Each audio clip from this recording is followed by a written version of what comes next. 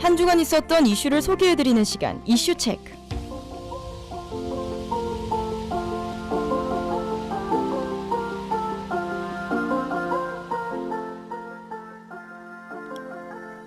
매주 수요일마다 한 주간에 일어났던 각양각색한 이슈와 정보들을 중립적인 시각에서 분석하여 전달하는 시간, 이슈 체크입니다.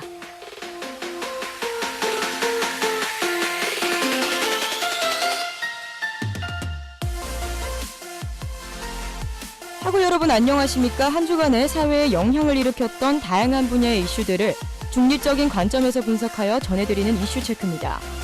오늘 준비한 소식은 여중생 성매매 알선 후 에이즈 감염, 목포 시내 50대 여성 흉기 사건, 어금니 아빠의 아동 살해 및 유기, 좀비 마약 플래카의 증가 소식입니다.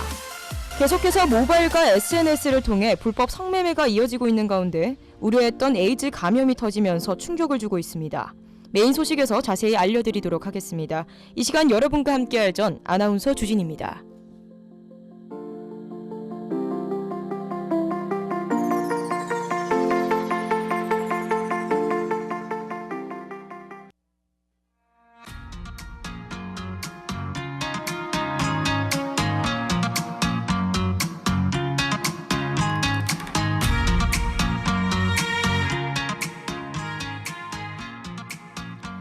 첫 번째 소식입니다.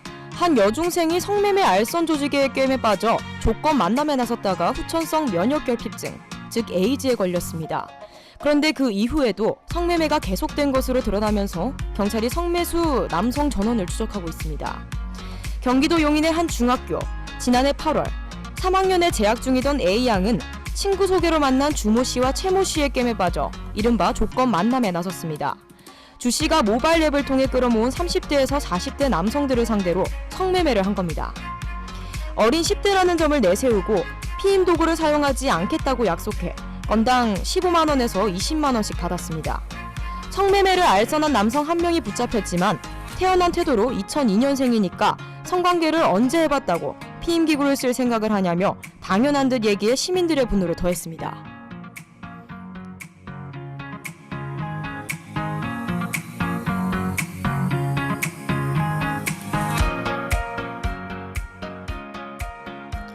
이후 고등학교에 진학한 A양은 지난 5월 수업 도중 갑자기 골반과 아랫배가 아파 병원을 찾았습니다. 혈액 검사 결과는 매우 충격적이었습니다. 바로 후천성 면역결핍증, 에이즈로 판정을 받은 것이었습니다. 성매매에 나서기 전 다른 질환으로 혈액 검사를 받았을 땐 전혀 없었던 병이었습니다. 지난해 8월부터 11월까지 A양이 성매매한 횟수는 최소 10여 차례. 경찰은 A양이 성매매 과정에서 에이즈에 걸린 남성들로부터 감염된 것으로 보고 있습니다. A양도 감염 사실을 모른 채 다른 남성들에게 옮겼을 가능성도 높은 것으로 드러났습니다. 경찰은 A양에게 에이즈를 옮긴 남성은 물론 성매매를 한 남성 모두를 추적하고 있지만 시기가 오래전이어서 A양 몸에서 DNA를 확보하는 데 실패했습니다. 회원가입 없이 익명으로 채팅을 주고받을 수 있는 즉석 만남 앱으로 거래해 남성들의 신상 파악도 쉽지 않은 상황입니다.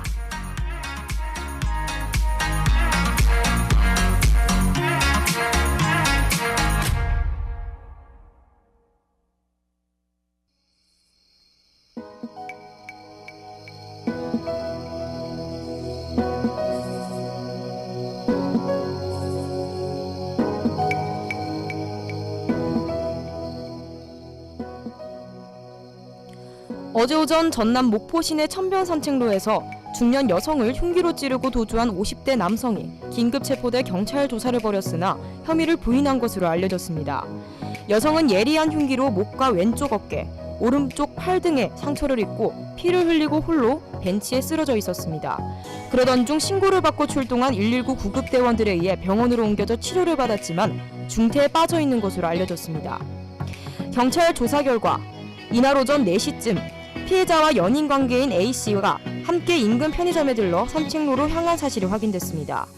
A씨는 피해자가 병원에 옮겨진 직후부터 휴대전화 연락이 두절됐고 CCTV를 확인한 결과 A씨가 서울행 고속버스를 탄 것으로 알려졌습니다.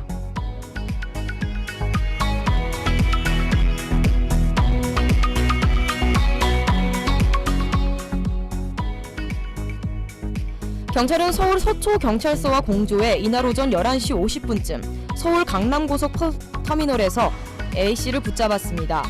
검거된 A씨는 경찰관에게 사고 당시 칼을 소지했다고 전했습니다. 하지만 A씨는 목포 경찰서에 도착한 후 당시 상황이 잘 기억나지 않는다며 혐의를 부인한 것으로 알려졌습니다. 그러나 경찰은 여러 부위에서 상해 흔적이 발견된 피해자의 상처를 바탕으로 A씨의 행적이 비정상적이었던 점을 토대로 벤치 주변에서 수거한 흉기에서 발견된 흔적에 대한 감식을 이루했습니다. 목포 경찰서 관계자는 피해자가 현재 말은 못하지만 눈으로는 대답할 수 있다며 A씨에 대해 추가 조사를 벌이고 구속영장을 신청할 예정이라고 밝혔습니다.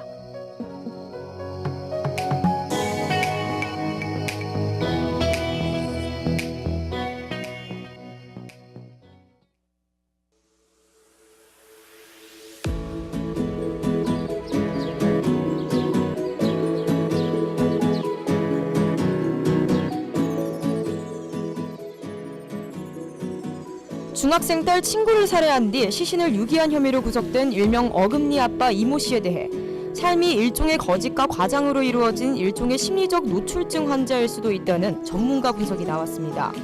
미성년자인 딸 친구 살해 혐의에 대해 프로파일러 출신인 배 교수는 특정 연령대의 청소년에 대한 성적 접근 부분이 혹시 동기가 되지 않았을까 이런 부분을 의심하고 있다며 조심스러운 추측을 내놨습니다. 시신 유기 과정에서 딸이 도운 것과 관련해서는 이 씨가 전체적인 상황을 통제하고 있다는 것을 딸아이는 너무 잘 알고 있다며 적극적으로 동조했다기보다는 그냥 따라가면서 했다는 표현이 더 맞을 것 같다고 강조했습니다.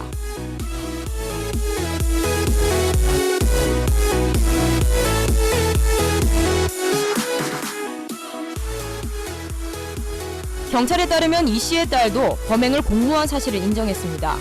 이 씨 딸은 A 양을 집으로 부른 뒤 수면제가 든 음료수를 건넸고 A 양이 숨진 뒤에는 이 씨와 함께 시신을 유기한 것으로 조사됐습니다.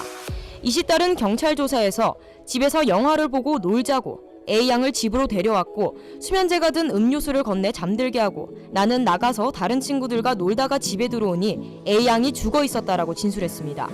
이에 수사팀 관계자는 A 양의 혈액에서 수면제 성분이 검출됐다며 딸도 음료수에 수면제가 든 걸 알고 있었다고 밝혔습니다.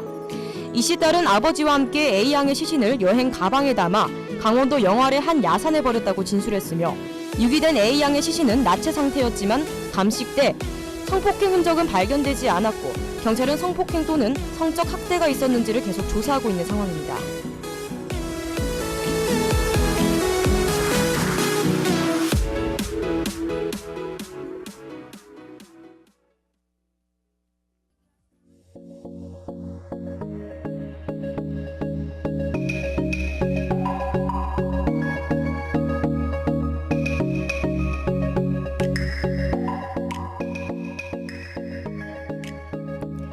영화에서나 볼 법한 좀비들이 도심 한복판을 돌아다니는 모습이 포착돼 충격을 주고 있습니다. 지난 1일 온라인 미디어는 신종마약 플래카를 복용한 후 좀비처럼 변한 이들의 영상을 공개해 많은 국민들의 눈길을 끌었습니다. 공개된 영상 속에는 눈을 뒤집으며 기괴한 몸집을 보이는 여성의 모습이 담겨 섬뜩한 인상을 주었습니다. 여성은 마치 영화에서 뛰쳐나온 좀비처럼 축 처진 몸을 뒤틀며 관절을 꺾는 등 기이한 행동을 해 보는 이들을 경악하게 만들었습니다.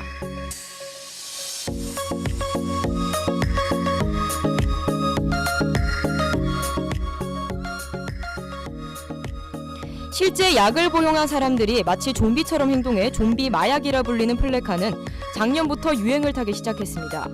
중국에서 제조된 이 합성 마약은 $5면 살 수 있어 $5의 광기라고도 불리며 노숙자와 빈민층 사이에서 급속도로 퍼졌습니다. 플래카를 복용하면 환각이 며칠 동안 지속되는 것은 물론 다른 사람들과의 의사소통 또한 불가하다고 알려졌습니다. 또한 체온은 40도까지 치솟고 심박수도 260에 달해 심장마비의 위험도 높아지는 것으로 밝혀졌습니다. 게다가 순간적으로 어마무시한 힘을 만들어내 단속을 나온 경찰들이 위험에 빠진 적이 한두 번이 아니며 부작용도 만만치 않다고 합니다.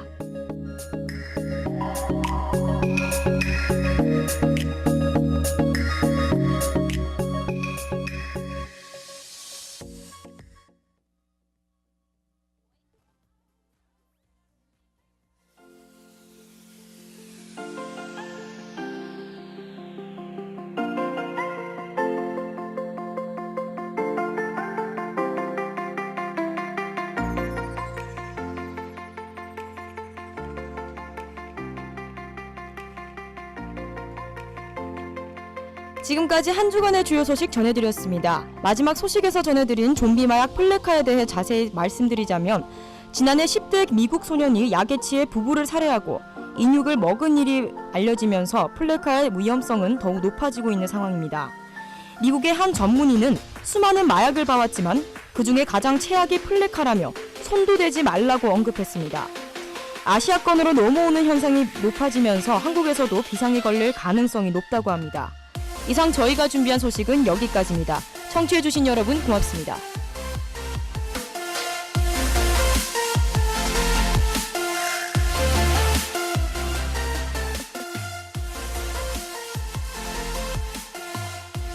매주 수요일마다 한 주간에 일어났던 각양각색한 이슈와 정보들을 중립적인 시각에서 분석하여 전달하는 시간 이슈 체크입니다.